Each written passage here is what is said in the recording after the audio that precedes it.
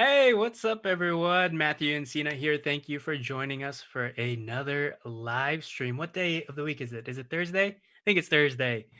Thank you all for joining us. I'm so excited to be with you again. Let us know in the comments where you're tuning in from. Today, we have a very special guest, a friend of ours whose background is in design and branding, but after working diligently for a whole year, practicing her illustration skills, she's become a professional illustrator and she made a career transition. So joining us today is Joanna Varró. Welcome to the show. Yeah, Woo! Joanna. Thank you for having me. And I'm really excited to share it with you. Please allow me some mistakes. I've been in just for a year, so yeah, there will be plenty of that. So, I think that story is more relatable. The more mistakes we can see today and the more mistakes you can share with us throughout the process, even better because you're human, we're all human. And the fact that you were even able to make this transition over a year, that's scary for a lot of people. So the bumps and bruises, all of those things are relevant for us to hear and understand because we know it's not easy, but we're thankful that you're able to share your journey with us. cool. I think I will jump right into the presentation because it will help me to kind of show you visually what do I mean by the transition. Mm-hmm. So, I just wanted to say that everything you see online usually it's a lie. So when you see a good tutorial, it usually means that it's a tutorial and it's meant to be pretty. So just to warn you, today you're not gonna see a pretty tutorial. It will be something with a lot of mistakes. I'm not even sure if it will come out good, but you'll be the one to judge. And I just wanted it to be candid because I want you to see live that in order to make anything good, you first need to make a lot of bad things. And very often with the artists, we don't see where they started because they've been studying maybe this at the university, maybe their parents already supported their work when they were kids. But when you jump in at the age of 30, like I did, then you kind of have to start from the beginning, and that's okay. And I think the first human drawing I did was looking like that, and it lacked any features. And actually, this is quite a good drawing still. So I recommend you, if you have any doubts, to go to my Instagram account. And if you scroll all the way down, I kept everything there, and you will see there drawings like, oh my God, I made a picture of a schnitzel and I drew on it because I just didn't know what I'm doing. So it was really, really bad. It's still better And than mine. That's the first. uh, I'm just letting you know that's still better than mine. I have no illustrator by any means, so that still looks great. I'm not sure. If you go there, you will see what I mean. And I was a little worried to come in and like even expose it more because I was like, my clients are going to see this and they pay me a lot of money for illustration today. Right. But that's the part of the process, and that's like kind of my story. So I want to be Good. candid about it. So Thank you for that. then in August, I got a little bit better. I'm not sure if better or worse because I added some features, but I think it still looked a little bit funny. In November, I think it started to actually look like an illustration. So I was quite happy. And actually, in October was the first time when I got my commission. It was first commission, and it was my first 500 bucks made on the illustration, which Wow. was a lot, having in mind I never done it. So it means that it's just possible if you want to do it, even if you don't know how to draw. Hmm. And today it looks like this. And actually, some of my audience is complaining that they prefer the old blue girl. Hmm. They feel like there is more style to it. And that also means that perfection is not always what people are looking for. So sometimes you can just like be yourself, and that's fine for somebody who needs something like that. So, Yeah. No. um, It's really good to see this journey, and it's it's interesting and also good to see that you're kind of drawing the same thing at each of these milestones. Is that something that you do like every month? Are you just drawing this same girl every single time, or like how did we get to this? Why do we have four of the same thing at different milestones in your life? I think I do this every time I kind of feel that I improved something. So I don't have a set timeline, but whenever I feel like, okay, this time I learned some shading, let's Mm, see how does it apply. And it also challenges me because it's the same drawing. So it challenges me to see, okay, did you really improve? because Mhm. I don't know, it's just a easy way for me to see if I put good the skills to use actually. No, I think that's actually a fantastic test for yourself because I've never considered doing this. But if you think about any other discipline, like let's say in martial arts, right? If you want to get your belt, they teach you certain things along the way, and then they test you to see if how well you can do it and if you've gotten better. And that's how you move up in the ranking. So, as a designer, as an artist, I never considered doing this where you're trying to make the same thing and just applying the new thing that you learned. And I think that's a fantastic way for anyone who's looking for skill development, whatever that might be. Set up a test like this where it's like, okay, I'm going to do one piece and let me learn something and let me add something new. Let me add another layer. I think that's pretty cool. I think the most important part, sorry, is also that if I compared myself to other artists, I would be pretty depressed, I think, because they are really, really good. So if I Hmm. at least look at this, then I have more positive feedback. Okay, I'm improving.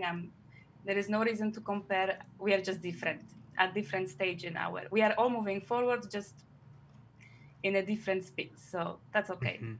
You're making So progress, and yes, that's where you want to actually be. So that's fantastic.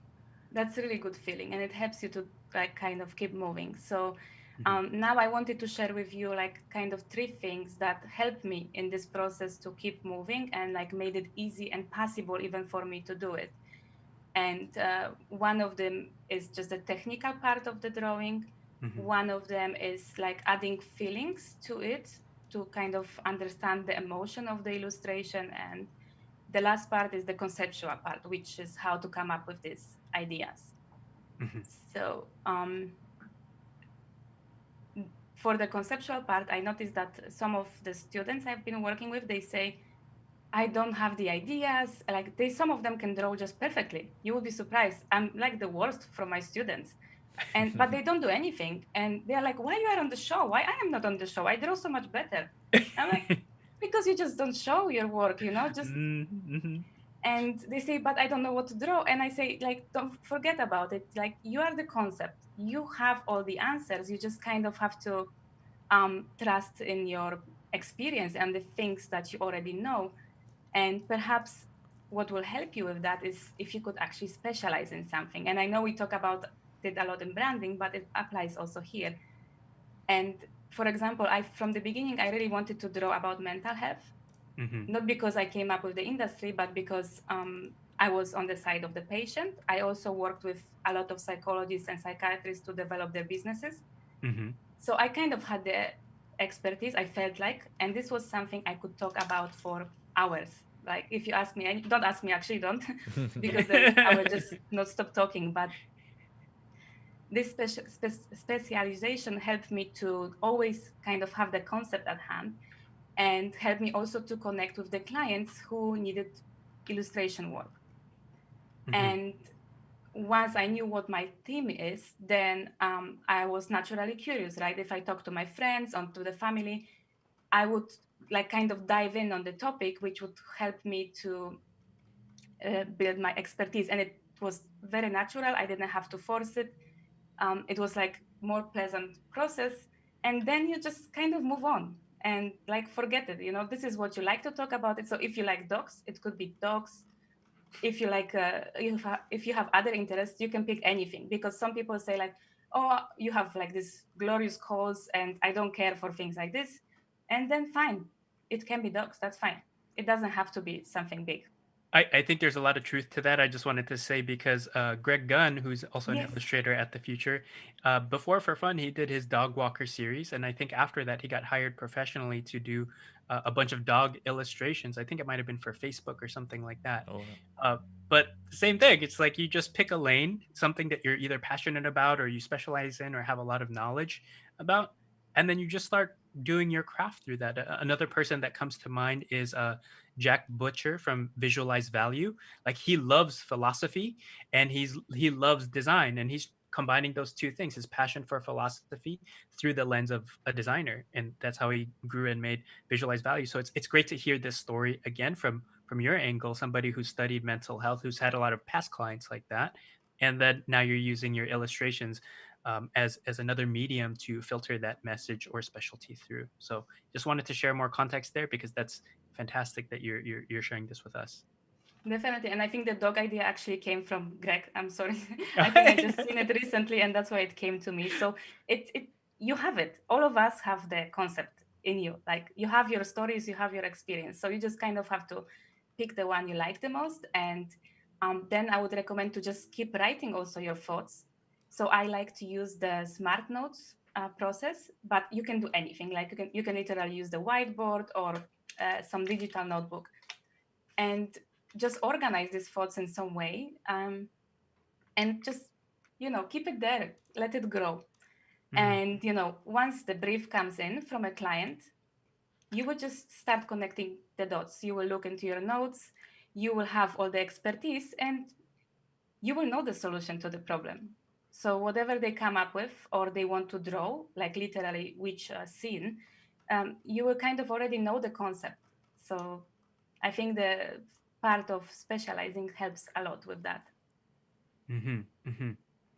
Yeah, I'm trying to wrap my head around this and the process, and maybe some of this we can get into when you do our tutorial and demo. But yeah, just having the knowledge, being saturated in the information as you're trying to synthesize a solution, either as a designer, as an illustrator for a client, I think it's so important. Chris has talked about this in several past episodes on our main channel and on this channel about creativity and how to do it. Is working with a client, understanding the problem, then doing this deep dive into saturating your brain with all kinds of information and thoughts and feelings around that particular subject, and sitting on that for a while, and then letting your brain allow it to do its work. And then you're just setting up all the rods for lightning to strike. So when the Correct. either once the deadline comes through or once the client has the ask, you're ready to like, boom, I know what this can Yes. be, right? Yes, and it's a great feeling because even though I just started, it feels so good that they come to me and I know what I'm doing and I even surprise myself.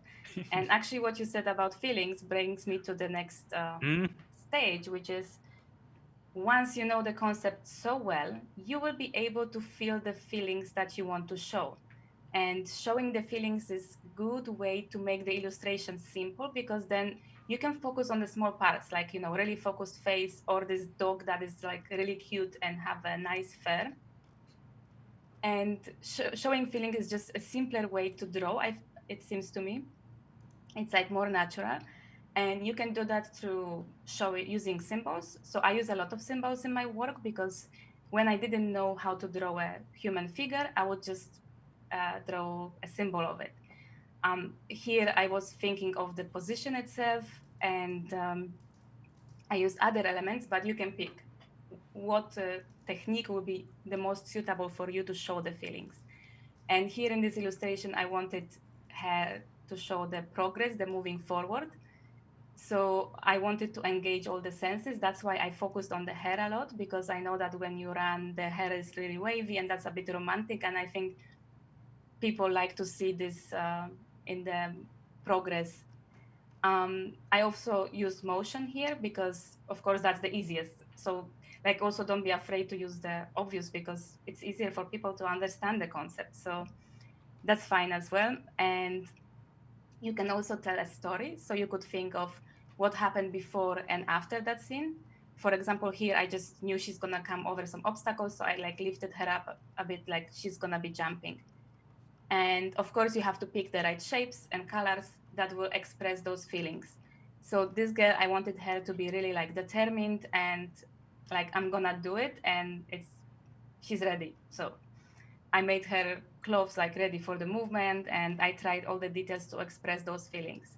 And I think that's a nice way to make your illustration work a bit easier because you have already expertise, and then you actually are able to feel those feelings to transfer them into your illustration work as well.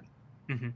Uh, so I want to spend a little bit of time on this one just because it sounds so ethereal, right? The idea of using your feelings to help define or motivate the work that you do. And so when you say use feelings, like I look at some of these things, like use symbols make sense, but then things like engaging all senses and showing motion, is it because when you look at something like that, like hair or these, like blobby shapes or textures, you feel something, or is it fun when you're drawing these things? Like, can you expand on that a little bit more? Like, how do I feel these things? Because it might mean something to you, but how do you know that that feels the same way for your audience? I think I literally feel the feelings Mm, because this illustration was for my Instagram, which is for my audience, and the whole like section is about personal growth. So I know this, I experience this, so I can literally transfer the feelings. And this list is just like kind of tricks and techniques mhm, to use it. mhm, But because you that's why you need to specialize, so you are able to feel the feelings, because like mental health is really hard. So mm, I draw mhm, about anxiety, depression, parenting children with mental health issues, and mhm, that can be really hard to feel, but mhm, I experience those to some level, so I feel really comfortable with that. And when my clients come, they say, I want that. And I'm like, what? I don't get it. And they say, we want these feelings in our drawing. So sometimes I feel like they don't even come from my illustration, like visually, but just mm, the feeling that comes out of it. And mhm, when we talk about senses, I mean, like, um, if you want to draw, let's say, a Christmas card, you might want it to feel cozy. mhm, So perhaps a person could wear a warm sweater, mm, but not only a warm sweater, it should be like really warm. So perhaps the texture should be really exaggerated, mhm, or like some things are hard to, let's say there is a person sewing and working on something, mhm, then you could work on the face, like really working hard on it. So mm, mhm. does it make sense? Yes, that makes sense, especially the sweater idea. If you want it to feel cozy, if you illustrate a nice fuzzy sweater and you could see the nice texture on it, there's something about that that I think you could bite down on as an observer and also as the artist making that. So yeah, thanks for answering that. And I think as we go through this, I might pick your brain a little bit more on how you might use that. Because I mean, if well, let me ask now, if you're working with clients in the mental health space, how might you show something like depression as a symbol, for instance? If we use one of your categories here, how might you show that as a symbol? I think the first question I will ask also my clients is, how do they want their audience to feel? Mm-hmm. Because we could show depression in a really negative way, Mm, but we could also show it as a hopeful thing. mm-hmm. So in my work, I really try to give people hope when it comes to mental health, because Mm-hmm. I think it's a really powerful thing and you can really help a lot of people. So I never try to show literally like crying or tears, because I don't want them to be even more sad. Right. Um, but if you check my Instagram, I actually have there a postpartum depression illustration. So it was just a mom sitting alone on the chair with child, Mm-hmm. and all the moms understood it. So Mm, mm, it depends on the audience. So maybe for you it will not make sense and you will not even see these symbols. right. Yeah. Because I'm not the intended audience either, right? So Yeah. So I hope it makes sense. hope that maybe in the example I will be able to explain it a bit more. yeah, that let's go on. Let's move forward because maybe you'll answer that there. Yeah. The last part of it is actually to make the technical part easy. And here you can see the first commission illustration I actually got. It is a girl who has autism. It was for a charity. And um, as you can see here, that I actually picked only two colors. And then I just added shades of it. And even though I managed to draw this part of the hand because it was just two fingers, and I actually just took a photo of my hand, this was easy, but I could not draw the hands of the girl. Like I couldn't get it. So I just hid it. I love that. So just do that. Like make it easy. Like don't overthink. Oh my God, I can't draw it. I can't. No, just like hide it. And you can do it in many ways. And another thing is to use the spot illustrations, which means that it's an illustration without a complex background, that it works on its own. Mm, And that is really easy as well. It's not very complex backgrounds and you need less elements, and you can express the whole idea much faster and easier. And of course, symbolism instead of realism. So for a mhm, very long time, I really wanted to draw these realistic portraits. And I was beating myself up. I just can't. How can I be illustrator and not be able to do a portrait? And I felt real bad about it until one day when I actually drew something like that. Not very close, not very good, but I drew it and I was like, oh, that's horrible. I don't like that. So I realized you don't even need to be drawing realistically because it's all about adding your own style. And if you can figure out your way to like put it out, then doesn't matter. Just add your style and it will be fine. Nobody cares about realistic drawings because then you could just take a photo, right? Hmm. And of course, there are plenty of artists who are really good at it. So let's leave it for them. And I think also it's important to focus on one tool. It helped me to learn much faster because I bought watercolor pencils, I bought paint, I bought Copic markers, I bought absolutely everything because I just wanted to look serious. Yeah. So sometimes I will just like literally draw it in Procreate, print it, and paint over it so people can think that I can paint. And Right. then I was like, okay, that's just ridiculous. Right. It's Oh, it's not needed. It's not necessary. I can find the clients who need the digital drawings. So right. I just decided I will master it first, and when I'm an expert, then I can experiment with anything else that I want. I love that. And thank you for sharing that. Because I think we do get caught up in the tools. I myself am that way sometimes with filmmaking. Whenever there's a new tool that comes out, or everybody says, I use these things, these 20 things, then you all of a sudden you feel obligated. Oh, well, if I'm considering myself this level of professional, I must have all these tools as well. But I thank you for sharing that and being very honest, because if you just master one tool and you do it well, people will keep coming to you for that same thing over and over and over again. And like you said, once you're bored of that, then maybe you'll explore more mediums, but there's no need to jump ship until you've mastered the one. And that is already showing in your work. And this being your first commission piece is pretty spectacular, I gotta say. Just seeing from your first illustration that you shared with us all the way till this one, I can also see how the idea of the feelings and thoughts, things that might be abstract, are represented here. So, for instance, all those shapes and squiggles inside the hair could represent the mindset of someone with autism, right? Thinking of all these different things, and I think that's represented in a great way. And just saying it that way, and then seeing this, I could. It's all coming together now. So Yes. yeah, there's some genius in your work, whether you It's realize very it or far not. from genius, actually. It's all about, like tricking the system and finding your way in. But, it works. So it works. It ain't that stupid. So, like, and, these things, you don't have to use all of them.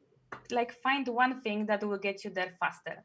Mhm. So just simplify your life and, like, don't beat yourself because you don't know something. You will figure it out. Just, like, find your way. And finally, just, this was my biggest weakness. I didn't know how to I still don't know how to draw, but maybe we will see about that later. But I just turn it into my style, and it works. So it brings me joy, and it works for my clients. So you can always do that as well. I love that. And that's it. And I think the only thing that this made these three things work together was that I showed up every single day. Mm. And I have to say, I'm grateful for the audience. I have very little audience on Instagram, but it was more than enough that when I was like crying my life out and saying, like, this is just so ugly, I can't look at it. But then somebody would comment, wow, this is so cool and inspired me so much. And I was like, how come? But anyway, it worked for somebody. And if you think you don't love it right away, it's fine because somebody else might find it useful. So just show up every day and it will work out eventually. So I want to touch on this. Thank you for sharing all of that. Show up every day is a thing that we all like to say. It's easy advice that we can give to other people, but sometimes it's hard for us to digest ourselves, right? Because it takes a certain discipline or certain rewards or incentives to be able to follow through with that, right? And some people get the external motivation, whether that's on Instagram, the likes and comments. But for a lot of us, as we're early on in developing a skill, what's your advice, or how did you show up every day? Was there anything that you did in particular to be able to set yourself up so that you won't give yourself an excuse and not show up? The most rewarding was the fact that it helped some people because I always left some caption below it with my journey and I was really candid about it. And there were people who DM me, like, I literally had very little few DMs, maybe two or three, but some people say, this post saved my life, you Wow. know? And I was like, no, no, please, I don't have the courage even to accept this comment. Like how? And like, and the person said like, I was just really down and I couldn't like get out of bed, but now I'm ready to go. And it's like, it's really rewarding when you have like two or three people. And like my best fan is my husband.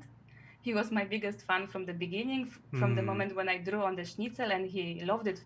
Of course, he don't have a choice, but um, just having him there. And when I was down myself, like really depressed, that why am I even bothering with all that, he would just literally pick me up, put me on the chair and say, you are depressed, you're going to draw now and you will feel better.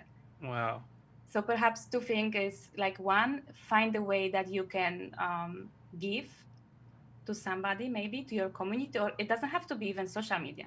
It could be your local community. You could draw, or anything you're trying to do or learn with your kids in the neighborhood. Like just find your way of giving to people, because that's really rewarding and that really Hmm. keeps you moving forward. And then find your true fan, one, just one. Mm. You don't need more than one fan. I Somebody who will believe in you no matter what. I love that. That's such a sweet, sweet story. I love that. It sounds like you have a really good partner who pushes you, especially when you don't feel like doing it. But then also, just I think the very first thing that you said about sharing your story behind the image, I think is so important because we live in a world where people are very talented at making the things, making beautiful imagery, and sometimes uh, they don't tell a story behind it. And I know there's a story. People don't make things arbitrarily, and there's no feeling or concept behind it, but sometimes people forget about that part.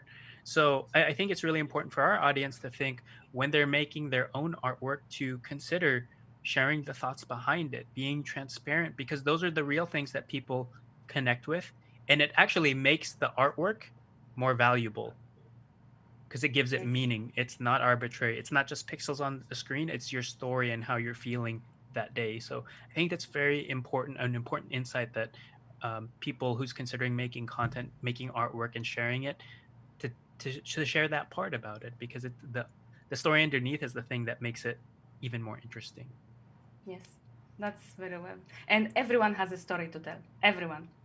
I will Mhm. not accept if you have trouble with your story, just DM me and I will tell you what's your story. I don't accept if you say you don't have a story to tell. So yeah, that's pretty much it. And now I would like actually to show you the process behind the illustration we're gonna do today, if that's okay. Fantastic. Yeah. So while we're setting that up, Jonah, if you wanna, I'm just gonna look through Um, the I comments. will not switch yet. I will just start showing you what I did kind of ahead. Oh, okay. Um, Okay. Fantastic. just I will try to keep it brief. So I tried to, my kind of brief was to answer the question, what is happiness? Hmm. And I want to go back to the conceptual work to say that this is something I've been working for the past 2 years. So Hmm. again, this illustration is my story. I am the concept, and this is goes for the work I do with my clients. And all the books I read on the personal growth, I did Ikigai method, I think, until my brain hurt. I really couldn't figure it out. So then I had my friend Radhika who set up a call with me. We did a live session to figure it out together. And, everything was around that topic for me. So when Chris said, okay, come on the show, I was like, that's what I'm going to do. This is the answer. And at that time, I also finished the book, which is called The Courage to Be Disliked. Hmm. So I super recommend this book. I think it's the best personal growth book. So the answer, what is happiness, came from that book. Mm. And it is basically imagine a theater scene and you are performing. And how bright is the spotlight depends on you. Mm. If you make it a little bit dim, then you will start seeing the audience in front of you and you will start worrying what they're going to think about me, what's in the back of me. Like, so you will start worrying about your future and about your past. Mhm. But if you make the spotlight really, really bright, you will not even see the audience anymore. You will Mhm. not see what's in the back. You will just like super enjoy that moment. You will be present in the moment. You will be happy, and you'll be like in the kind of state of flow. And not only that, when you are happy and you do 100% of performance, then the audience in front of you will have the best show ever. So it's not like forget about your audience, but perform 100%. So this is the answer I found. So this was the kind of concept. I love it. And this is my sketching. So here starts the bad part of the presentation. So in general, I don't do sketches. I find it very time consuming to bring the sketch to the final work. So I did those, I think I had five like those, and I did it in 10 minutes because I already had a very strong concept. I knew I need the spotlight, I need a theater, I need the growth. So I knew the kind of keywords and I knew the feeling I want to show. I wanted to show the moment, enjoying, having joy, but also kind of proudness and being like really excited to be in that, I don't know, spotlight. So the first one on the top, I'm not sure what's the reflection, but on the top is really funny where the lady is just like that. I wanted to draw a Mm-hmm. lady that's just like literally happy and jumping. Mm-hmm. But then I was like, okay, this is not the feeling I want to show to my Mm. audience. Mm. I wanted them to reflect, feel calm, hopeful, and I wanted them to feel the joy on that lady. So Mm-hmm. the other one I did was a girl like just bending on the pencil, like really, I don't know, but it was a bit too much suffering, too much drama. So Okay, I can see that. Yeah. I really love this concept though, and I really wanted to do it, but maybe for another purpose. Uh-huh. And then finally, I said, okay, it has to be something between dancing and maybe a dress or a floral coming out of it. But yeah, I wanted to show more grace, more graceful movements. So the Mm-hmm. big sketch is the one that I kind of settle on. And as you can see, it's really ugly. I mean, there is nothing cool in it. So this is a good way also to simplify your process. Like before you actually start drawing, like get it out really fast just to see if the composition makes sense. And that's Mm-hmm. all you need to know. Of course, if you can draw, then do it better. But if you don't, that's fine as well.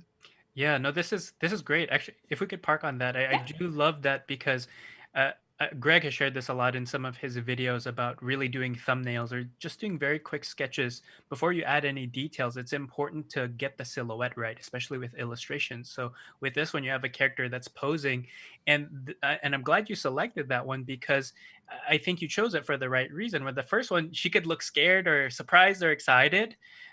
You said the second one, like maybe it's like too much, like she's dying on her own sword, right? It's too dramatic. But this last one, it feels like she's joyful, she's happy, but she's also finished her performance. Usually when an actor on stage finishes their performance or singing, they're like looking up, and then it's like the moment right before the applause. And so I think there's a story there, and I'm glad you told us the story behind it because now this gives it so much context and so much more meaning. And so I just wanted to share that. And everybody actually in the comments right now are saying, "Thank you for sharing all of these gems, Joanna. Like, there's so many good things in here. We got a lot of the pro members and pro family in here that are all supporting and Hi. watching as well. They're all saying hello. Um, so yeah, I just wanted to let you know that there's genius here. I know you're playing the humble card right now, but there is a lot of genius when I look at this work. Well, yeah, cool. If you say so, I guess. I take it. I take it. I worked hard, so I will take it. Got that. It was just 1 year, but the pressure of this 1 year was really high. So I love it. um, I will also reveal, how you can do it when it's really hard to draw because I found the pose, but then I just couldn't draw it. Mhm, And with many illustrations for my clients, they are really, really simple, so I can draw it right away. But mhm, with this, I was really struggling. So I started to actually look for a reference image. mhm, And I found that first lady, which was like kind of, again, this gentle movement. And I really liked because she was really performing, but she didn't have enough energy. And it was just too calm for me. Then I found the middle lady and I love the pattern. My work is mm, inspired a lot by the folk patterns, and I was like, I need to like somehow combine it, make it more expressive. And then I found the third image, which I actually found on Unsplash, which I really really recommend if you look for reference images because they are free. So it's a bit and also the poses there and the people are more natural. mhm, So that's where I found this dancing lady, and I thought she's really beautiful because she also looks up towards the light. She really don't care for the audience, but at the same time, she really performs to her best. mhm. I love it. So that's the reference image I will use for the drawing today. Okay. Genius. No genius. I will just be copying. A lot of copying will be done. All right, so are we ready to get into the demo? Finally. Finally. Yes. No, I don't discount all of your story. Your story's been fantastic and the gems. Everybody's so excited. Every Camilla says she is amazing. This is so inspiring. Hi, So Kimia. I'm so happy to see you here. yeah. Yeah, and another one, Nandita says it's amazing that this has only been a year. I'm in awe. So a lot of fans in here. Super cool. I'm really Yeah. happy to see everyone. I Cool. need to hear some negative comments too. Don't worry, Um, Jonah's gonna boot him out. They're okay no, that's by fine. now. I'm waiting. I want to take it on, so I'm ready. All right. Um, can I switch now to the? Yeah, you can go ahead and switch. Okay, let's now pray that's gonna work out. Oh, see, one person agrees with me. Wooter says, at Matthew and Cena, she really is a genius. Genius, I can vouch. Oof. Okay. Give us a second here, people. All right. Yeah, we're just doing the switch over. I just want to say hi to everybody who's tuning in. Got people from Seoul, Korea, from Brazil, from India. I think Chris is Wow. joining us. Greg Gunn is Oh, joining us. He says true story. I think about the dog thing before. yeah. Bangladesh, Argentina, Romania, Greece, Canada, Detroit. A lot of people in here. Cape Town, South Africa. Really nice to see all of you on here. Yes, it gives me a lot of courage. Yes. And from Denmark. Wow, Fantastic. cool. You got the global audience here. They all showed up just for you. I love it. I'm happy I kind of don't see them. I will use that spotlight right now for Yeah. myself as well.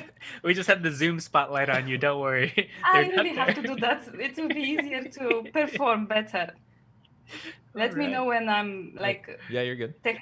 Yeah, we I'm can good. see you. Yeah. Okay, cool. So I will try to kind of show every step.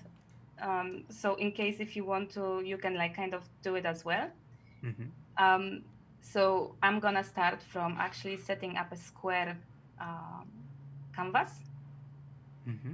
And I did that originally by absolute mistake, sorry, by chance, by Hmm. luck. It was the first setting, so that's Hmm. what I used first time. And ever since, this was my best setting because it's just so much better to draw in this kind of square setup. So you can use it as well for your first drawings. Hmm. And I'm going to set the background color to black. I really like to work with the contrast. Hmm. And this is all in Procreate, right? On your iPad? Yes, Okay. yes. So I guess you can see my color palette is still not that big, and I will start from the spotlight so Hmm. that I can get my contrast back. Um, I hope, and actually I'm gonna use the monoline brush, which is actually from the Future pack, the Hmm. calligraphy pack. Oh, Super fantastic. kind of random, but um, it's I bought it and I kind of buy a lot of packs and then use just one brush from each. Yeah. So you have to The, buy the whole colors to get the one brush, but that's okay. I'm the same And way. um, so you also can use a drawing guide, and we're going to set it up for symmetry. I will make it really big so I can see it. Okay, that looks fine. I don't need the drawing assist for that. Okay, and I'm gonna start from that.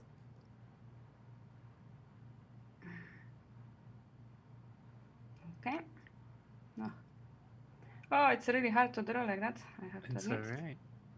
And I see some people have questions here. We'll do a little bit of Q&A towards the end. Hmm. I think as you're working on your drawing, of course, I'll ask the dumb Yeah. questions because I'm no illustrator. So, oh, look at that. Sorry, my hands are really how to say nervous. Yeah, no, it's all right. No, So I just can't get it right. So that's okay, all it's right. fine. It's not perfect, but I'm gonna just do that. So I think I will not talk as I draw. Go So ahead. Yeah, focus on your thing, and I'll yeah. ask questions as we go, and I'll just look at the comments for now. So, for those of you who are unaware, she's drawing in Procreate on her iPad. Procreate is a raster-based program where it's very popular with illustrators right now. I think unexpectedly it's taken a big share inside of the illustration community away from Adobe because it's just such a great drawing tool. It's very easy and it's kind of built without any of the baggage that some of the legacy Adobe programs have. And I know Adobe's been doing a lot to try and catch up. So it's really interesting to see. And the cool thing about drawing on iPad here, especially with Procreate, is that there's guided tools, right? So she's drawing sometimes imperfect lines, but the software helps do little things like make perfect circles or snap and make perfect lines. And then there's symmetry tools. So she could just draw a line on one side and then we'll draw the symmetry on the other side. Yeah. And And though sometimes even that's not enough. yeah, even that's not enough, right? It's a tool, it's another tool, it helps, but it doesn't, it won't do all of the work for you. But it's definitely useful, especially the drawing assist, so that you can draw with the symmetry. That's really useful. Mhm, And now I'm actually going to pull out my cheat sheet. mhm, Um, so I just want to say here that like you can use images in various ways, just as a reference image, like you look and then draw, and that's fine. And if you struggle with some parts, like don't be afraid to trace just little mhm, parts. And I will show you how this worked out for me here.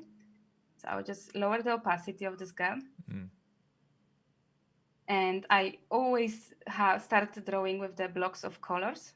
mhm, I'm gonna zoom in. So what I need from her is her hands. mhm. Because that's your kryptonite, right? The The hands hands. are the hard ones to draw. If I could take a photo, I will do that and Uh-huh. then use it. But in this case, like this pose would be just really, really hard. Mhm. Or put them behind their back again. You're right. Yeah.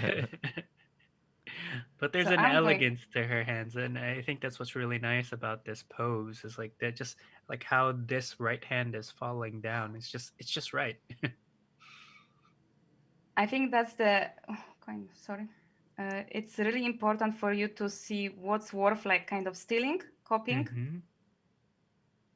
what will add and what. Okay, now I just have some puff open.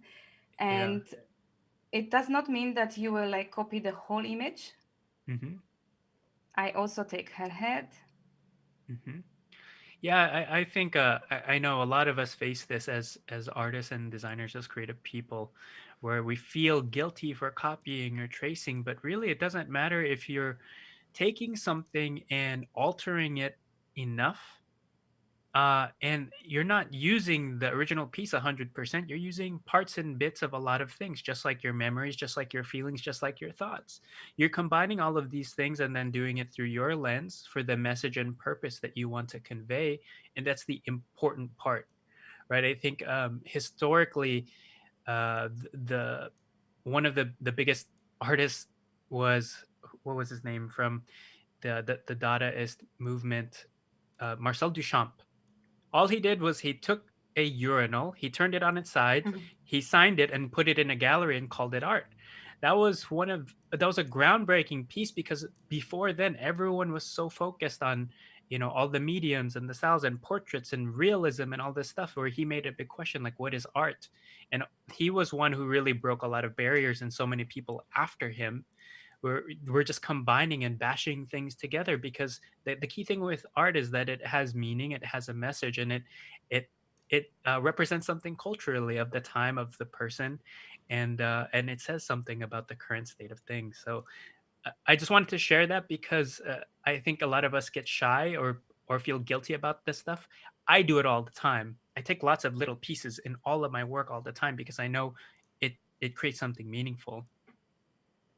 Yes, and if you look at the parts that I traced, this is all I needed. Hmm. So if you see this, it's not really even copying the full image. Hmm. So I think you can do that without feeling too much guilty. And if you feel very guilty, that probably means you copied too much. That's Hmm. what I tell That's myself. a good If sign. it doesn't feel right, it's probably not right. So like do it until it seems until it is comfortable for you. Hmm. Yeah, so people's asking. Yes, she's working on iPad. If you're curious, and yeah, she's just working on Procreate. This is beautiful.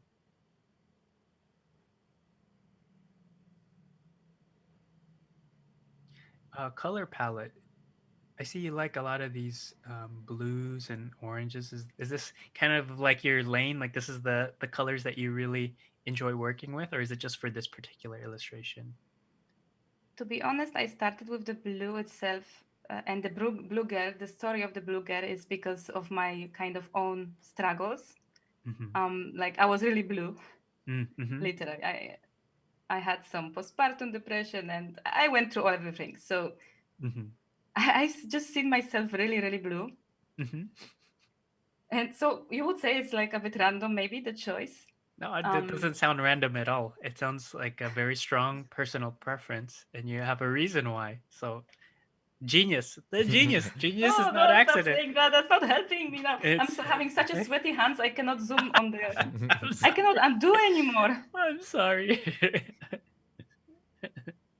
So one thing is this that it was really literally expressing my feelings, but also then I was drawing a lot of inspired a lot by the folk patterns, Hmm. and they also had a lot of blues. So that's how I kind of made decision to keep it that way. Hmm. Okay. Van Cooley is tuning in. She says, "As a kid, I learned to draw faces by tracing over my mom's fashion magazines." That's pretty Yes. cool. Yeah. Ali Pineda's on here too. He says, "I'm not an illustrator, but you make it look so easy, Joanna. You're awesome." Really? Okay, guys, I rephrase it for like rehearse it for a long time. So I just really don't. I think I really wanted for this to don't look easy. To, wait, sorry. I wanted it to look simple but not easy. Um, I want you to see the struggle because it's. I don't know. It's true. It's like not perfect. Hmm. I don't know how to explain, but I will add the project files as well Oh, so cool. that you can download and you can see in Photoshop the layers or on Procreate as well. Oh, that's very generous of you. Thank you for doing that. And I would be really happy if, because I added there also a sketch, so I would be really happy to see if someone could take the sketch and even like trace it over, like steal from me. I'm really happy to do that, Hmm. to give you that and draw it in your style. Hmm. I love that. That's a good challenge. So she's gonna give you all the assets, essentially her layered file and her sketch. And her challenge to all of you is to make your version of that. Use your style. Feel free to use hers as a base and then just build off of that. I think copying early on, especially from people who are doing something well, is one of the easiest ways to learn and get better. I know for me as a child, when I was first starting to get my feet wet into art, I had a bunch of comic books and I would copy the characters all the time, trying to copy line for line Spider-Man or Wolverine. Like they were never perfect, but doing that helped me understand shape and form a little bit better, it helped me understand anatomy, and kind of set me on my way to pursue a creative career.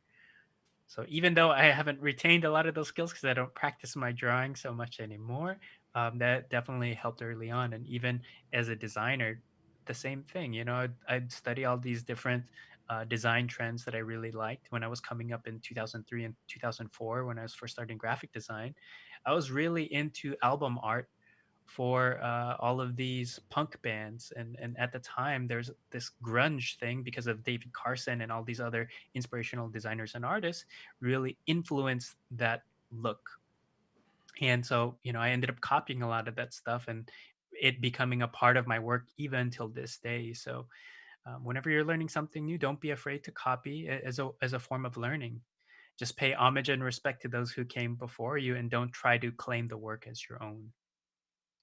Yes, and I think I learned that from Chris actually. It was strange because there is no proper channel for, you know, there is a lot of Illustrator like tutorials for Hmm. illustration, but they are so good. I just don't know how they got there sometimes. I'm like, you know, it's hard for me to trace it back. And I actually heard Chris saying, like, if you want to learn something, just take a logo and draw it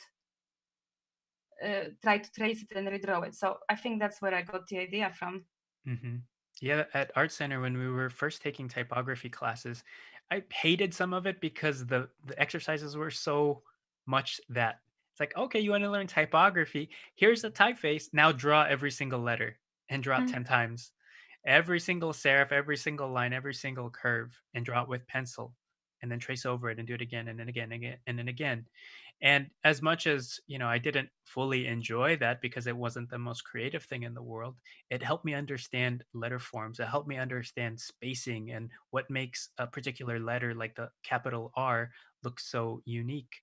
And it made me appreciate the details. And then after, obviously, I have a better relationship with how to use typography, letter by letter, word for word. And I think actually everyone does it to some degree. So I will never forget that I was so ashamed of it that, sometimes I have to trace something or I need more reference images. And then I talked to one illustrator and I say, how did you do that? And she's like, I traced it. I'm like, what? No way. Like, why nobody told me that that's like the thing that you can like do this, I was, I was upset. Why now? Why nobody told me earlier?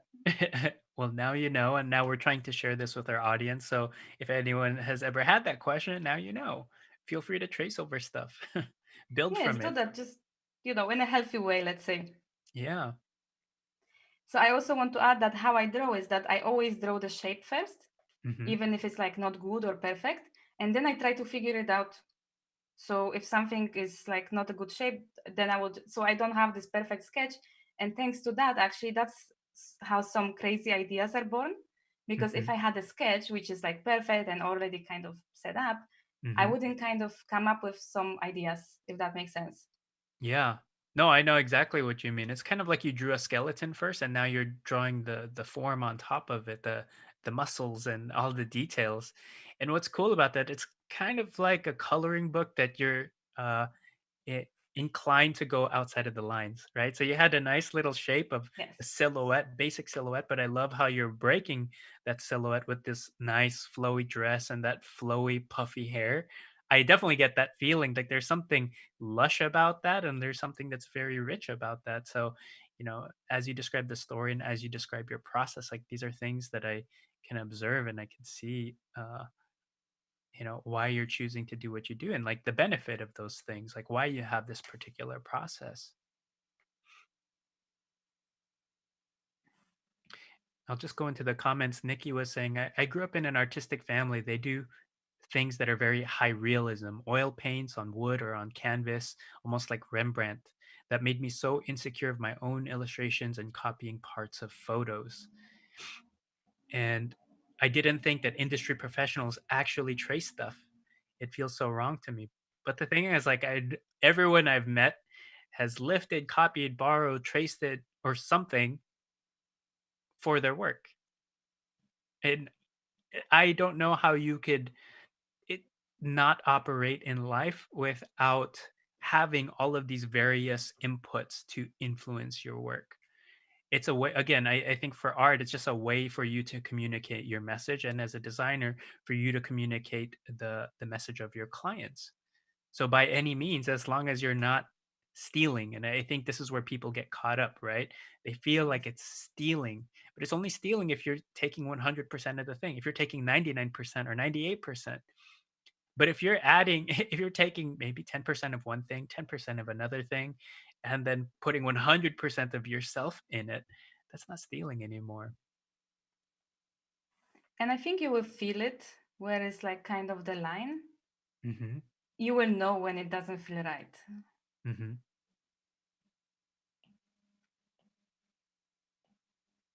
I love that you lean into your intuition so much into your process because some of us at the future, maybe Chris, is quite robotic with stuff and he doesn't always talk about feelings, but I know he has a lot of good intuition too, but he rarely talks about that when he's designing. Like his whole goal is to try and show you things objectively. It's like, well, you do this because of this, and then it's a cause and effect, right? But it's nice to hear it from somebody like you who just leads into intuition a lot. It's like, oh, it's wrong when it feels wrong. Yeah, and it's refreshing to hear that. But also, like I know why Chris does the things that he does is because he's just trying to show you that um, there is a reason why you do things, and if you follow a process, you can get better. So your process is different, and it's actually nice to see all of your little mistakes in here as you're drawing. Right, the I program hate is it. no, I love it. I think everybody appreciates that. Like being able to see that you have to draw it 3 times, 5 times before it actually works, right? Because you're not just like a robot where you can just do it in one stroke and it's done. It's like, oh no, let's work on that curve again, again, again. And part of that intuition is developed from tracing over other things, studying other people's work and saying, what does an elegant curve look like? What are elegant, color combinations? What really works together?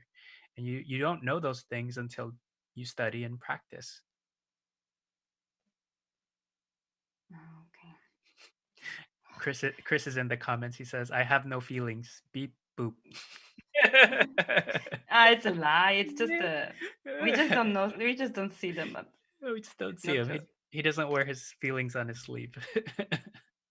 Yeah. Oh. Okay, this is not perfect shoes, but the reason actually I put her in the shoes because I couldn't stand the feet, Uh-huh. and it just I couldn't make it look. So I don't draw really realistically. I couldn't find a symbol for a feet. I Uh-huh. don't want it to be too cartoony either. So Uh-huh. on the end, I was like, okay, she's going to wear a shoes. That's it. And because they are kind of these folklore shoes that kind of fit. So I love if it. it doesn't work in your favor, just like kill it. You just cover it up. Yeah, Like the exactly. And hands or the feet. totally. Whew, okay, I think we got the shape more or less. Ahmed in the comment says, "Oh my god, these laces in the shoe are adorable." Oh my god, that's cool. I love those comments, I love it because I'm so worried sometimes. This looks so bad. It's so imperfect, but yeah, it works for somebody. Okay, now the best part, the magic with shading. That's where you actually start seeing it looking good. So until this part, I usually do it really, really fast because I'm impatient. Hmm. I don't want to spend more time on making shapes because that's boring. But um, when I can finally start making the feeling alive, Mm. Oh, there we go. it feels so good. I don't know. So it is very Yes, satisfying. So you're making layers right now and you're applying it only to the layer below it, right? That's what you're doing on the layer panel there. exact. And that's super easy also because we know the light is coming from the top. Mm-hmm. So in a complex scene, I would really struggle because you have the natural light, the light from the lamps or something. But in spot illustrations, usually you have no more than one Hmm. source of light. Mm-hmm. And also you are in charge. So if you struggle with shading and lights, just don't put lights in. Just make it one. Just make it flat. I love how you get rid of problems. Yeah, I love it. That's a good Just way make to it put easy it. for yourself. That's right. Get rid of the problem.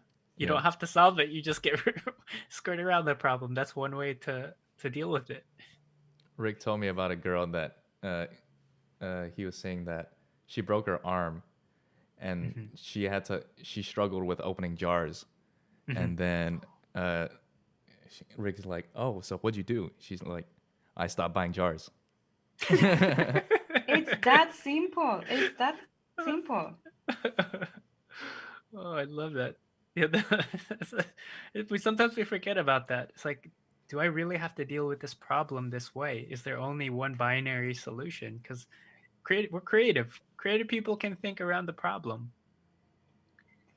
And it also comes down how much do you really want it? Do you really want to eat that jar, that food? Right. Yes? Okay, you're gonna find a way to open it even with your tooth. That's right. Oh, Van is saying, yes, the shading and the highlights make it come alive. Lovely. Diego So this is saying, very simple trick actually. So if anyone wants to do it on anything else, all you have to do is add layer on the top of the object that is below, if that makes sense. mm-hmm. Set it to multiply and make a clipping mask. And that means again, your shapes doesn't even have to be perfect. Right. So it's staying within the bounds of the pixels that are underneath it there. Oh, I see. Yeah. That's why she had all the layers like going up. You're making one layer at a time because you knew ahead of time that you wanted to add these kind of Mm. shadows. Yes, I think traditional illustrator might be able to actually draw it like, as one piece with the shading. And that's super cool. And I'm super, super jealous for that. But I could never figure it out. Hmm. And probably I will at some point. But until I master this one, I will just let it go so that I can enjoy a little bit the illustration as well. So we don't need this line at all anymore. Yes, I think we are just missing the hair. Let's light up the hair as well. Aditi in the comments is saying, "I've really this is looking really amazing. I love her style. This is so beautiful." Thank you. Yeah, this is cool. I love seeing you work this way, and it's nice to see you have all these layers and what you're doing with them to really give it depth. Because I already thought that the illustration looked good prior to the shading, but this definitely adds so much more to that. And I'm sure this is one of those things that you developed when we were looking at your illustrations from the beginning, where it was very flat and just shapes first, and then you could see the jump where you learned how to do shading and lighting, and you added that as an element in your drawing. Oh no, some imperfections. So this you can kind of fix on the end. And then again, in that way, you don't really need to know how to draw the full, live drawing posture. You just kind of do it shape by shape and find your way through. I think something is wrong with her face. So I have a question for you, and this came up earlier in the chat. I know that this is just a fictitious brief for yourself. What is happiness? And you walked us through that process, and you have the references. When you're working with a client, is that process the same? And if so, how do you share the various steps of the process with your client? Like, do you show them the reference and talk them through that, or what does that look like relative to what you're showing us today? It is very much similar. I do for them the ugly sketches as well. Hmm. I try to warn them before, like this is not pretty, but it's the fastest way. And I think actually my clients like it that we can do this pretty much fast. Hmm. I think the process is the same. Mm, okay. The So only difference is I really try to ask them who is their audience. So I enter a little bit into this branding strategy mode, which I learned from the other field, um, because I really want to understand the feelings that they would like to show. right. But that's, I think, the only difference. So after you understand their brief and their audience and what they're trying to say, then you go into sketch mode and research mode. So you pull in references as a mood board. You have a couple of thumbnail sketches and you talk them through that, just like you talked us through, right? Like, here's the story, here's what I see, here's what I heard, and here's how I've translated that. This is what it could be, but you haven't committed to all the details yet. So you're not spending all the time detailing an illustration like this, because we know that it could take you a very long time. But you're holding their hand and allowing the client to be a part of the process and build it with you, right? Yes, I think it's essential because I think I also learned it from Chris. It's funny because we don't have our show like this, which is a bit more candid. Mm-hmm. So I learned also this like with the stylescapes and everything I do. So if I showed the client just the final illustration, 99% sure that they kind of wouldn't accept it. Yeah.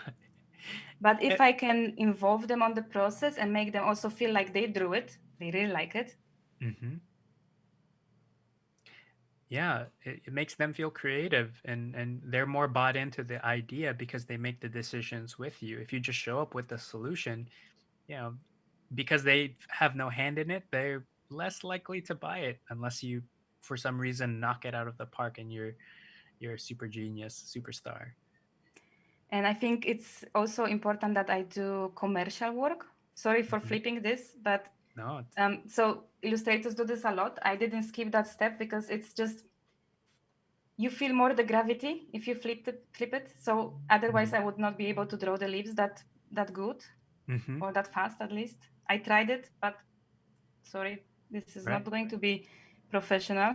No, Um, this is very professional. I mean, anyone who's Yay! drawn anything before, right? Like you rotate your paper because certain like movements, especially with curves, you need a certain range of motion with your hand. And if you're kind of confined and you can't draw that perfect curve, of course you just rotate your paper and then you get that full range of motion back in your hand, so or in your arm. So this is fantastic. And these details, I thought you were already done with the shading. The fact I'm that you're sorry. adding another layer of lines, I love it. uh, I just keep thinking, it's like, what other details can she add to make this look even better? And it just keeps getting better and better. This is my biggest problem. So I don't like making the shape, but I love working on the details, and I just can't stop. It's so one of the reasons why I actually started drawing is because I was really like on the rock bottom, like I couldn't be literally worse, and I was like, okay, now I have nothing left, so let's just do the thing I always wanted to do because like now nothing else to lose, right? Hmm. So I started to draw because I found it super therapeutic, and I could hyper Mm. focus for hours on those details. And I think it's therapeutic for many people. Like if you feel Hmm. bad, just start. Some people just fill the squares in the notebooks. Hmm.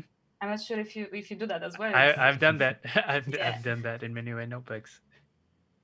So that's very therapeutic. So I actually study a lot about art therapy Hmm.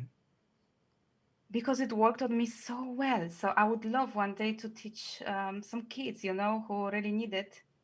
And if you feel bad, just like, sit and focus on the drawing because that puts you in the state of flow, which is another state of happiness. Mm.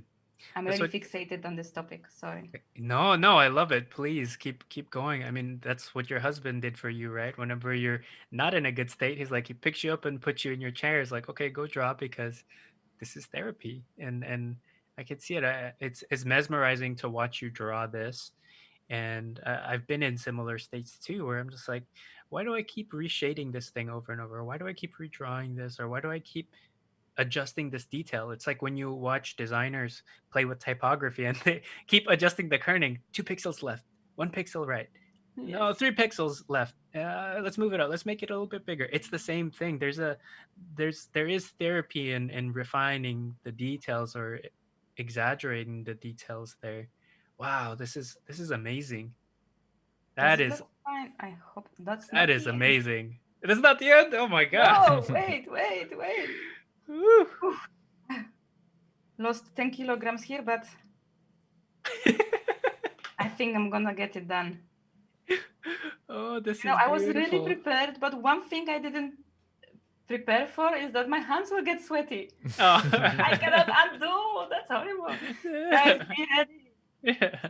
You gotta get some talcum powder, some baby powder, and I have so dry much things to learn about making tutorials. it. There's a I don't know if you know anything about rock climbing, but rock climbers, they want to keep their hands dry all the time, so they chalk up before, right? You could do that the next time you're on a stream. Just chalk up Totally, your totally. hands, and it will stay dry. That's a good idea. I'm not sure if I will survive mentally another live stream like this, but You're I doing will do my best. fantastic. Yeah, people are saying yes. Van is saying yes. Creating is therapeutic, and watching people create is calming. All of this. I almost feel like I'm watching a time lapse. You do. I know you've prepared to work on this, but Oh. a lot of this seems pretty effortless. It's beautiful. It is definitely part of some practice because then again, I chose to specialize in those colors, Hmm. in the patterns that I draw. I use them really, really often. Hmm. So it's not only cheating everything, but I do like draw these things all over again. And actually, I Hmm. picked quite hard drawing, I admit. Hmm. Um, but That's all right. it was the right thing to do. I don't know how to explain it, but I went through personal growth journey and I got my clients, but I was like, "Ah, I still need something, like, can I really do it like if somebody would be watching me?" Hmm. And then this happened and I was like, yes, this is it. That's it. No more stress for me. I'm done. I did everything. Wow, That's this it. is cool. I think So she's ready. wow, so I you love that duplicated reflection. it Yeah. and then kept it, used the spotlight on the bottom, the base as the mask for it. I just Wow. flip her around, and that was pretty easy. I think I just don't like her hair so much, but just one little fix, hopefully. Sorry. No, don't apologize. This is satisfying to That would watch, be more natural. like what's happening here. Yeah. So the thing is, if you first make something bad, it does not matter. Like, don't get discouraged at that stage. Like, just keep moving and like keep fixing it, and it's gonna work. Just like trust the process.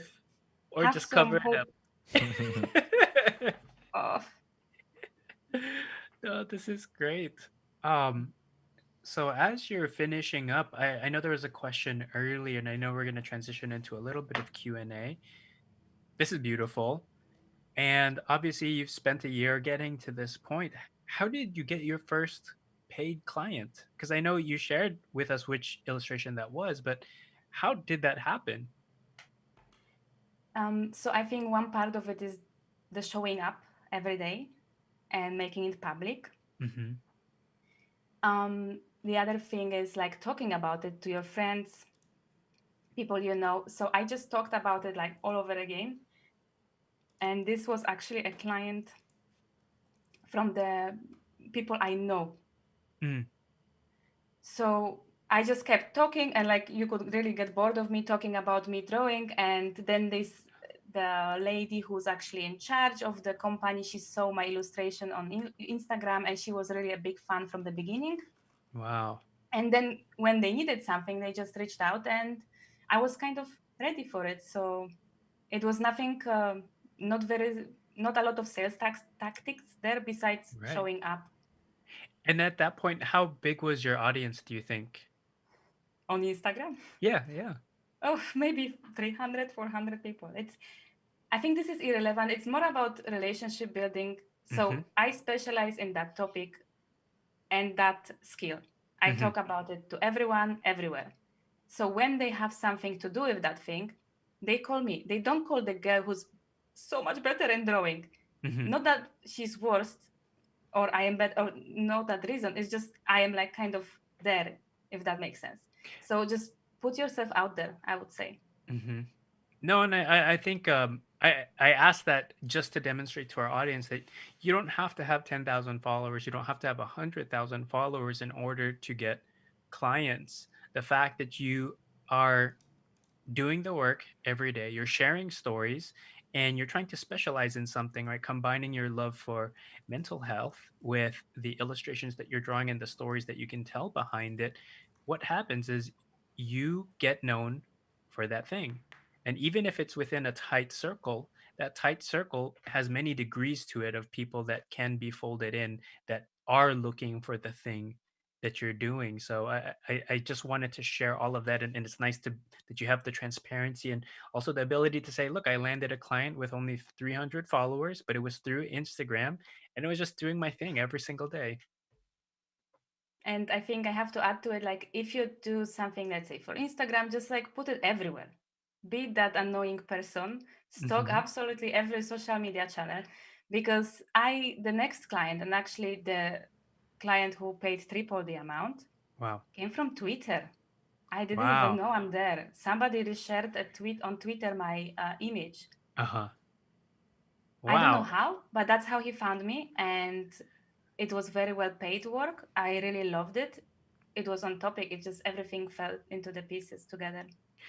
And I want to actually share something with that. And I think one beautiful thing about your work, I mean, obviously it looks good, but you gave a reason for somebody to share it. People don't necessarily share artwork because they think it's beautiful. Sometimes they'll share something digitally on their social media platform because it's worth sharing, meaning there's a story attached to this. And I'm sure if we dig back, we might be able to find like maybe somebody really resonated with the story that was being told there in the post. It's like, oh, I'm feeling this today, or this is my mood today, right? People love sharing artists' work to help represent how they feel because they don't have a way to articulate that themselves.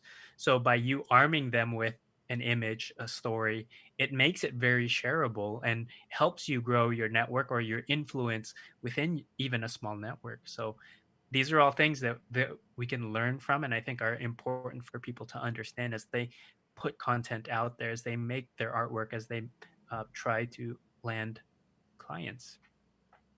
And I think it's also type of the clients that it's much better, because then we can talk about thinking behind it. I can really use my strategy knowledge. So I say like, what do you want your clients to feel? Because I really hate the traditional drawing just for the purpose of drawing. It really bugs me. Hmm. So and if they pay, 1,000, 2,000 euros for one illustration, I want them to use it well. So Hmm. when you add the captions and kind of thinking behind it, that sets you up, expose you to better type of clients who also appreciate your thinking behind it. So I think this is also the future lessons, but I kind of apply it to the illustration world as well. Yeah, these are life lessons. So I want to queue up our audience. If you have any particular questions, start asking them now. But I do have a question because your background is in branding and design, and you made a transition here. What was the thing that made you want to change? And then what did you have to overcome in that period? I first, actually, I'm in this soft transition. So at the moment, I do branding with illustration. Mm-hmm. Mm-hmm. Okay. This helps me to make the illustration a bit more useful because I created a whole system for the brand. Mm, So I wouldn't say I fully transitioned. I'm still like trying to find my place, maybe, if that makes sense, because yes. I'm really doing it differently. Um, but what made me want to shift is because I could see that I'm not fully enjoying, for example, designing logos. So I was just not good at it, and I was not good at it because I didn't know how to draw. And then I got a job as an art director, and there you also have to sketch, right? You also Mm-hmm. have to do, and actually I think you helped me get that job, so thank you on the side note. But either way, I thought like, okay, this is one skill that I'm missing, that's holding me back from doing what I love, no matter what I do, whether I will be professional illustrator or stay in branding. And I Mm-hmm. think again that came from Brian Tracy's book, The Power of Self-Confidence, where he says like, whatever you want to do, there are just 7 essential skills that you need in order to achieve it. And I was like, okay, what's that? What's that? And unfortunately, always it was just coming back to me. It's, you need to learn to draw. Mm, So I just knew no matter how hard I try to avoid this skill, I need to learn how to draw in order to do what I love to do. mm-hmm. So I think that's what moved me forward. And I just wish I did it earlier, maybe, Mm-hmm. because then I could be really a genius by now. But yeah, it was meant to be like that. So that's why I would say to everyone, like, if something is stopping you from doing what you love, like, just find one skill that is missing and kill it first, because that's gonna bring you closer to what you want to do. Did it answer the question? No, that's fantastic. So you didn't make a full transition. You are leveraging all the things that you've done before. And I think when most people think of a career switch, they think they have to dump everything from their past and not leverage all of the stuff that have come up to this point. And it's funny that you've been avoiding the need to draw for so long. And then that was actually the answer, the thing that needed to be unlocked for you to see a different future for yourself, to see other opportunities. So with that, there's some questions here, some basic ones like how often do you post on Instagram? I do try to do it every day, but what I did is I post. I no, sorry. My rule is I need to give something to my audience every day. Mm-hmm. Now, how I do this, it Mm, depends on the time available and kind of my current mood and state and everything. So mm-hmm. if I don't have the time, but I'm working on something, I would take the sketch and post it to Patreon, because there I post like the kind of work in progress. Mm-hmm. If I really don't have time, maybe I will just add something to this. So I have a different mindset. I'm not gonna set a rules that I cannot follow, because it's the same like with exercise. I will not Mm-hmm. do this anyway. It's just too Mm-hmm. difficult. So my rule is like I have to give something to my audience every day. Love it. That's fantastic. Okay, another question, if you're comfortable with answering this, how do you price your work with illustration? Actually, that's a really, really good question. I think we're missing it a bit in the illustration world, which is you have to price based on many factors, which is how much detail it will involve. And the most important is licensing. Mm-hmm. Every illustrator should know that. And I didn't know it on the beginning. So I would, let's say, charge 500 euros for illustration like this. Mm-hmm. And they would get all the exclusive rights, and that's it. And then Right. somebody told me, never ever do that. If they wanted on exclusive rights, this illustration you could sell at 1,000 euros, let's say. Right. So you almost double. Mm-hmm. And perhaps it depends also on where you are in your skill set and what value you add to the illustration. Because I'll put a lot of work on the conceptual part. Like I don't take many illustrations when they tell me draw a table. I Right. just don't know how to do this. Right. I don't know how to draw, so it's really hard for me. But if they give me the freedom to experiment with the concept, then I can kind of find the way always. So Mm-hmm. I think I make my pricing a bit higher also because of the conceptual work. But I think the Right. key is the licensing. Right. So just so it's clear to our audience and licensing, there's many ways to do it. One is you own the IP and they could license it for a certain level. Like we're using it in this country, in this context for this long, or we're using it in print only for this long. So you have limited terms, and that's where you can keep the prices a little bit lower. If they want to use it in perpetuity forever and ever in all the universe everywhere, then that's where you get to charge the most amount of money because either they have full ownership of the artwork after you create it, or they have license to use it however they want. And with that, you should definitely be charging more for the work, right? So those are just different layers, things to consider, why something can be valuable, and that's your leverage ultimately, as an artist, as an illustrator, as a designer for some of these things. And I think try to add value to your work because all of you have this strategic mindset. So like I tell my clients, we will draw just one. Okay, it's not a cheap, maybe even 2,000 euros, but you can take this illustration now and put it in your social media assets. You can use it on your website. You can use it on t-shirts. You have so much assets from just one illustration that it will save you like another 2,000 euros on creating those assets. So we Hmm. would use it as a templates for social media. I would always work on layers so they can cut it up. Hmm. So try to find the ways to add value to the work itself. It can up your pricing as well, I think. I love that. So if you make it modular, if you make it a system like designers do, right, like a brand identity system, then they can make more out of it. So it's not just one flat piece that, oh, here's one Instagram post, but it's like, well, now we can replicate it across all of our marketing collateral. So here's another question, from JSK. It says, "How do I develop my own illustration style or find it?" Do you have any advice or thoughts on that? There is one simple exercise. You can use my sketch for it or make a sketch or just trace something and then find your 5 favorite artists, any of them, whatever you find visually best and conceptual part is good, and then just draw the same sketch in 5 different styles. And it's not possible. I really don't believe it would be possible for you to fully copy the style of somebody. So you will start saying, okay, I like these noses. I like this, like, I love the cheeks. And I think Mhm. I took it from a children's book. I love the hair, but every part of my illustration style comes from a different aspect. Mhm. So perhaps one sketch, but in a different styles, and this should help you out a bit. Mhm. Yeah. And then I don't know, like when you're exploring other styles, is it when you're drawing it, when you say you like something, is it just because it's fun to draw that detail, or is it just like, oh, when I combine this with this, it looks interesting together? Is there any more on the thought process that you can maybe help us understand on that? I think it's both. So first, you do need to enjoy what you draw. So I really love floral patterns, and I just use it always. So I study a lot of those. I have a lot of plants at home. I study them. I take photos of it. So also choosing like some things you like to draw, it will help you out. Again, specializing in something. Like I love drawing women, so I take all the projects of women, and that makes it easier for me to find the style. Um, Yeah, I think that's it. Does it make sense? Yeah, no, fantastic. Let's see, a few more questions here and then we could wrap up. Let's see. Is there a market for more simple designs in comparison to more complicated, realistic ones? I've always refrained from posting my work for fear it might not be as refined or complex.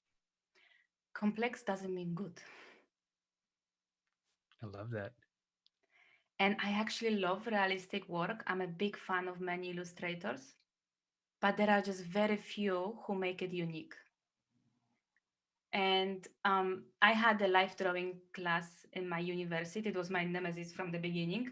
And I went to the teacher like, I don't know how to draw this life drawing, and I just don't get it. And I was a straight A student, so I was like, I don't want to mess it up. And the teacher told me, you don't need to be realistic. And on the end, I ended up having an A from the class, and students who draw real life drawings had a C or B just because they couldn't find their style. So actually, I think that's the last thing you should worry about. Hmm. Complex is doesn't mean good. Love that. Okay, last question here, and I think we could wrap up. Is do you have any advice for someone who wants to draw and illustrate visual metaphors? Like how do you come up with your conceptual illustration? And maybe that's too big of a question to answer. And but if you have any thoughts on that, I think it would be worth unpacking those just so people might be able to connect the dots for themselves. I think it's just draw it from your experience. Does it make sense? So like from your everyday challenges. If we're talking about like social media posts, I don't know if it makes sense. So the conceptual part comes from you. Let's just like put yourself, your personality, your experiences, any challenges you overcame. Yeah. To help you out on that one, because Yeah. I don't know if I've answered this question either. But what you're saying is, what does it mean to you? If you have a brief, if you have a challenge, if there's something you want to communicate, you do the word cloud, right? You write a bunch of thoughts or you sketch a bunch of things. What does this mean to you? What can that look like? And you just exhaust the exploration, and then you look at that and you see, well, which ones are the most unique? Which are the things that I can combine together but still work together, right? Chris uses this analogy. Actually, now I know. Chris uses this analogy is like conceptual thinking or good design is like a rubber band. If you don't stretch it enough, it's boring, it's obvious, and it's okay. If you stretch it too much, meaning you're trying to be too abstract about this thing, the rubber band's going to break and make sense to nobody. But if you pull it just enough, it's going to have this great tension between the 2 points and still make sense and create that nice aha moment for somebody. So I think it's hopefully these things are helpful for people to understand. You're just trying to exhaust things that you are familiar with and other people might be familiar with in terms of symbols and imagery and type, connecting the dots in interesting ways and trying to stretch that as much as possible without breaking the concept. And I will add just one last thing, I promise. And I love the technique of idea cooler, which means you have an idea cooler where you throw all your ideas and let them be there, cool down. You don't act on them ever, but I keep them on my board and then I would add to them. So Mm. I had this experience, it fits to that concept, I will add, and I let them be there. And I wait for the day where the right brief comes or where the moment of inspiration for the social media post comes. And then I just pick for the ideas that are already there. I just kind of had to connect the dots. I love that. So maybe if you're comfortable with sharing it later on Instagram, if you could share a story or post of your idea cooler, if you're okay with sharing that, I personally would love to see that because I think it will help us connect the dots. Like, what does that look like? Because I never thought of it that way. I do have some form of that, but mine is everywhere. But I should contain it in one place. And so I'm definitely going to take that tip and figure out how that looks like for me. So with that, I think this is a good place to wrap up the show. I want to say thank you so much for sharing your beautiful work with us, your process, and your story. I think there's a lot of gems in here that we can abstract. If people want to find more out about you, where can they go? Um, Instagram, perhaps, because it contains all the stories. So it's Varo Joanna with double R and double N. I'm Fantastic. horrible at spelling, so I will not spell it. I'm sorry. I'm We not going to will. ruin my moment in the spotlight. Sorry. That's right. Don't It's worry. down below in the comments or something like that that you It's in the always say. description. We will have it there for you all. So yes, thank you again for sharing with us. Thank you all of you who have joined us live. And if you have follow up questions, don't forget to drop it in the comments when the video goes live. And don't forget to follow Joanna and listen to her story. See what resonates with you there, because I'm sure you'll find a lot in her content. So thank you all. We will wrap up there, and we'll see you in the future. Bye bye.